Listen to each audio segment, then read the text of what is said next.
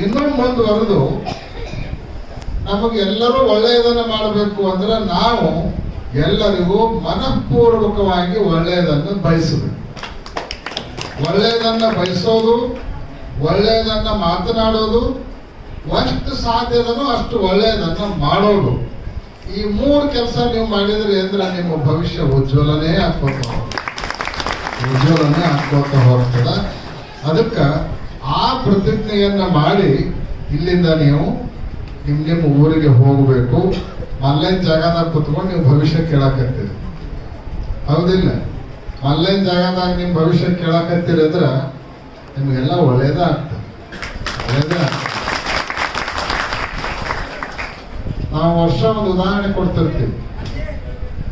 ಏನು ಅಂದ್ರೆ, ಈ ಮೀನುಗಾರ ಮೀನು ಹಿಡಿತಿರ್ತಾನೆ,